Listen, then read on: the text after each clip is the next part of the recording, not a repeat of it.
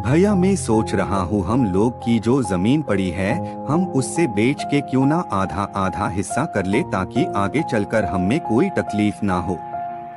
बाबूजी और कितने दिन रहेंगे उनकी तो ये जिद है वहाँ स्कूल बनाए ताकि गरीब बच्चे वहाँ पढ़े। और हम लोग का क्या, हमारे बच्चों का क्या। हम आज ही बाबूजी से बात करते हैं। हाँ तुम सही बोल रहे हो, तुम्हारी भाभी भी यही चाहती है। हमने तो एक नया घर भी देख लिया है। अब थोड़ा हाई सोसाइटी में रहना चाहते हैं। हम ये गांव वाली लाइफ से थक गए हैं।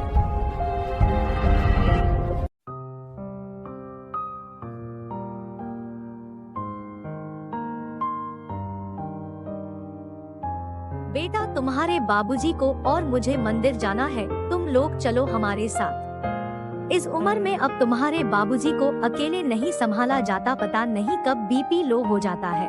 माँ आज हम लोग सिनेमा देखने जा रहे हैं, आप खुद बाबूजी को लेकर जाएं। हमारे भी बीवी बच्चे हैं, उनको भी तो देखना है। आप लोग ने तो सब देख लिया है और मंदिर तो हमारे घर में भी है।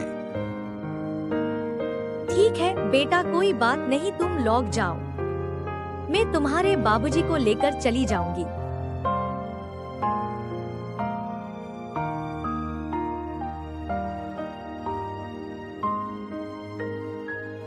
छोटी तुम जानती हो मैंने और तुम्हारे जैद जी ने एक बहुत हाई सोसाइटी में फ्लैट देखा है जहां सब लोग बहुत हाई फाई है। अब हम लोग वहां चले जाएंगे रहने, सिर्फ जमीन का बंटवारा हो जाए बस। हाँ दीदी हम लोग भी यही सोच रहे हैं। आपके देवर जी को भी ऑफिस से फ्लैट मिल रहा है, कौन रहेगा यहाँ पूरी जिंदगी सास ससुर की सेवा करने, वो खुद अपना कर लेंगे, हमें बस हमारा हिस्सा दे दे। ये लोग बंटवारा करना चाहते हैं, अपना अपना परिवार अलग बसाना चाहते हैं। हम लोग इस उम्र में अकेले कैसे रहेंगे, इनको तो बीपी की बीमारी है, हम लोग का क्या होगा।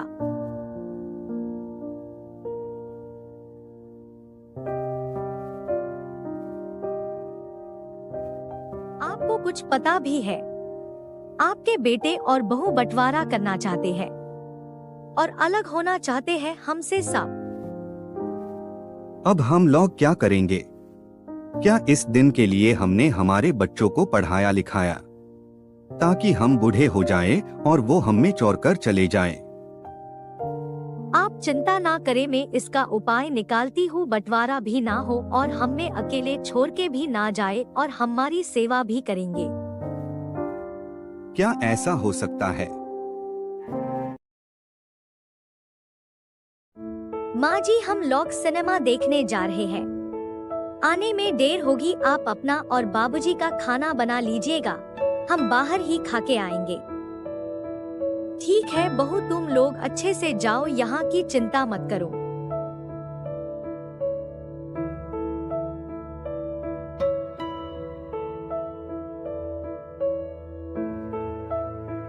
छोटी बहू को कौन सा हार दूं?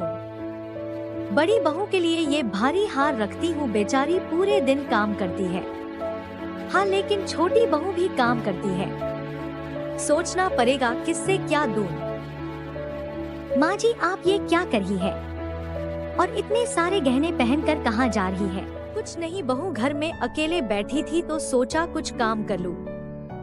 और देखो कितने सारे पुराने गहने निकाले, अब मैं ये सब तो नहीं पहनती, सोचा तुम लोग को दे दूं। और यही सब करते करते खाना बनाना भी भूल गई, जाकर बना लेती हूँ। तुम लोग थक गए होंगे, जाके आराम करो। नहीं नहीं माँ जी आप थक गई होंगी, आप आराम करिए, मैं अभी आपके लिए खाना बना के लाती हूँ। आप बैठिए आराम करिए, ये सब मैं ठीक भी कर देती हूँ। नहीं ये सब कोई हाथ नहीं लगाएगा, यहाँ सब जमीन जायदाद के कागज रखे हैं, इधर उधर हो जाएंगे तो तुम्हारे बाबूजी बहुत गुस्सा करेंगे। उन्होंने सब हिसाब से रखा है, किसे क्या देना है। अब तुम लोग यहाँ से जाओ और खाना बनाओ, मुझे बहुत भूख लगी है। मुझे वो भारी हार चाहिए, मैं माँ जी को बहला फुसला कर वो हार ले लूंगी। माँ जी चाहती है वो हार बड़ी बहू को देंगी, मैं इतना काम करूंगी कि माँ जी सब मुझे ही दे देंगी। तो ये बात है, छोटी बहू को भारी हार चाहिए, इसलिए इतना काम कर रही है, मगर माँ जी वो हार मुझे ही देना चाहती है और मैं ही वो हार लूंगी। मुझे पता है माँ जी को कैसे पटाना है, अब देखो मैं क्या करती हूँ। माँ जी गरम गरम खाना तैयार है, बाबूजी आपको दवा भी पीनी है, आप जल्दी खा लीजिए। माँ जी मैंने खाना लगा दिया है, आप खा लीजिए।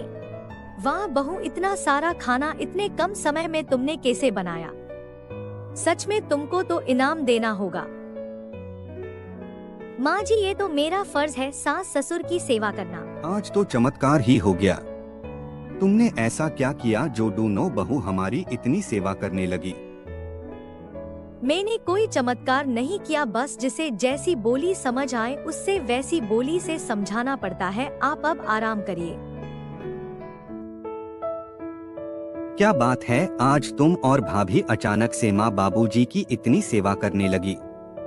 माँ बाबूजी ने तुम लोग के नाम जायदाद कर दी लगता है। जायदाद अभी तक नाम नहीं की तो क्या हुआ, जल्दी कर देंगे। मैं आपको जैसा बोलती हूँ अब आप वही करेंगे, समझ गए ना आप? हाँ मैं समझ गया। मुझे आपसे कुछ बात करनी है। मैं चाहती हूँ आप ये सब जो आपकी जायदाद है वो दोनों बेटों के नाम कर दे, ताकि हम लोग यहाँ से चले जाए। मेरे बाबूजी की जो वसीयत है वो चाहते थे कि जो हम लोग की उम्र भर सेवा करेंगे वो सारी जायदाद उनको मिल जाएगी। तो मैंने सोचा हम अपनी अब बची कुची जिंदगी कहीं आश्रम में निकाल दे, ताकि मेरे बाबूजी की सारी जायदाद अनाथ आश्रम के नाम चले जाए, ताकि बाबूजी की आत्मा को शांति मिल पाए। हाँ ठीक है, जैसा तुम कहो। मैं आज ही वकील को बुला के वसीयत बनाता हूँ। ये सब आप लोग के लिए हुआ है। आप कैसे बेटे हैं, आपके माँ बाबूजी अनाथ आश्रम जा रहे हैं। तुम बिल्कुल ठीक कह रही हो छोटी। अगर हमारे बच्चे हमें छोड़ दे तो आपको कैसा लगेगा? तुम लोग तो ऐसे बोल रही हो जैसे हम लोग ही अलग होना चाहते थे। तुम लोग से सेवा नहीं हो रही थी, इसलिए हमें बोलती थी। अगर ठीक से मन से सेवा करती तो आज जाना नहीं चाहते माँ बाबूजी। माँ ने जैसे नाना की वसीयत की बात की, आप लोग तो आदर्श बहू बेटे हो गए। अभी झगड़ा खत्म करते हैं और माँ बाबूजी को मनाते हैं। आपको ही बंटवारा करना था, नया घर लेना था, अब माँ बाबूजी ही हमें छोड़ के जा देखो रहे ये है हमारी औलाद, हमने कैसे इनको पाल पोस कर बड़ा किया है और आज हमें हमारी संपत्ति के लिए क्या क्या कर रहे हैं। पहले हमसे दूर होना था, अब हमारी संपत्ति के लिए हम चाहिए। ये सब धन की माया है। हमारे बच्चे ही हमारे नहीं तो हम पराए घर की बेटी को क्या बोल सकते हैं? माँ बाबूजी हमें माफ कर दीजिए, हम ये भूल गए थे कि हमारी भी औलाद है। आज हम आपके साथ ऐसा करेंगे तो कल वो भी हमारे साथ ऐसा ही करेंगे। हमारी लालच के लिए आपका बहुत दिल दुखा है, हमें माफ कर दीजिए।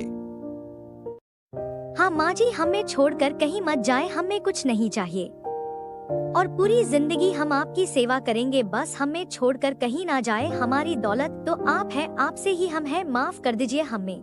बाबूजी आप उस जमीन पर स्कूल बनाना चाहते हैं, हम भी अब वहाँ स्कूल ही बनाएंगे ताकि आपका सपना पूरा हो। ठीक है मेरे बच्चों, हम कहीं नहीं जाएंगे, हम तो बस तुम लोग को सबक सिखाना चाहते थे, ताकि कोई भी औलाद अपने माता पिता से नफरत ना करे और उनकी सेवा करे। माँ जी मगर वो भारी हार तो मैं ही लूंगी। अगर आपको हमारी कहानी अच्छी लगी हो तो हमें कमेंट में जरूर बोले, ताकि हम ऐसी पारिवारिक कहानी बनाएं। आप सभी का धन्यवाद हमें देखने के लिए।